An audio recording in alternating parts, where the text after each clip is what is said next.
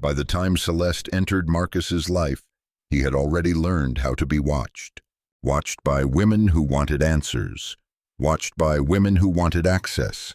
Watched by women who wanted to feel chosen. Marcus had become used to being interpreted. What he wasn't used to was being left alone. That's how it started. Not with a spark, not with tension, not with a moment that could be replayed and analyzed. With quiet. Marcus met Celeste in a place where nothing was being negotiated. No one was competing, no one was performing, no one was measuring proximity to him like status. Celeste didn't arrive like the others had. She didn't scan the room, didn't search for attention, didn't test his interest. She simply spoke to him like a person who already had a full life. And that alone made Marcus pause. Celeste didn't ask about Lena. She didn't ask about Rowan. Didn't ask about Tessa. Didn't ask why Marcus had grown distant from everyone at once. She asked simple things. How's your sleep lately? Are you eating regularly? Do you want conversation or do you want quiet? Marcus didn't know how to answer at first, because no one had offered him that choice before. Most people assumed, Celeste observed. Marcus found himself speaking without being pulled, not explaining, not defending, not clarifying his history, just talking. And when he stopped talking, Celeste didn't fill the silence. She let it sit. She let him sit. That was new. Elsewhere, the absence of Marcus was still being felt. Rowan noticed first. Not because Marcus told her anything, he didn't, but because the energy shifted. He was less reactive, less available, less concerned with who was watching.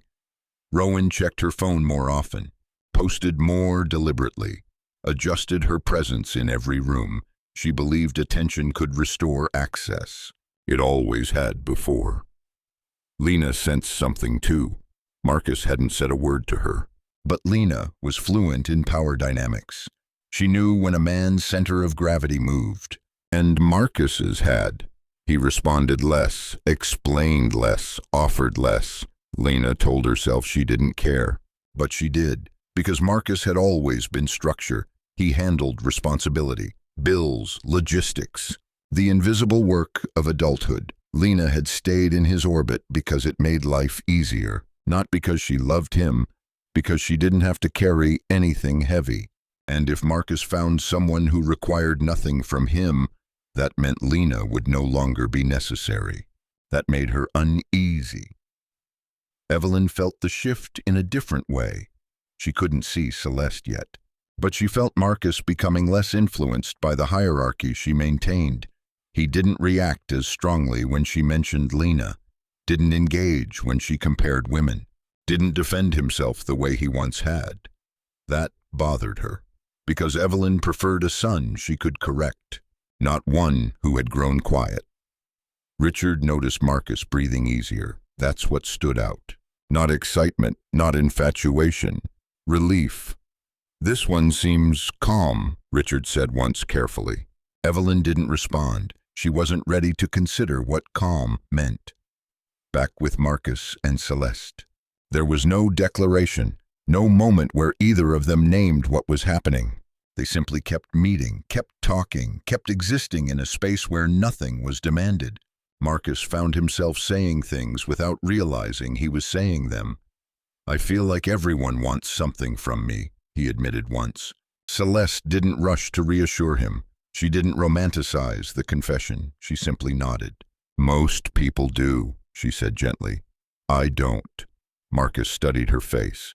There was no performance there, no calculation, just steadiness.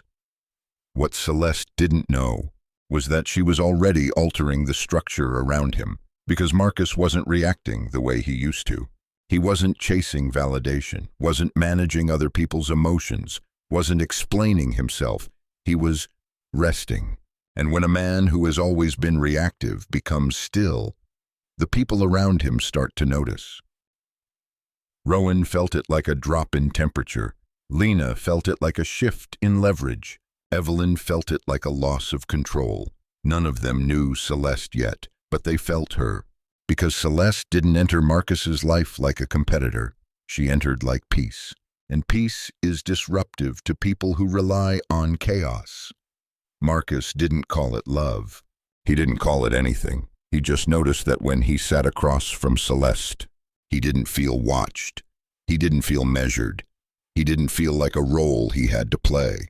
For the first time in a long while, he felt like himself.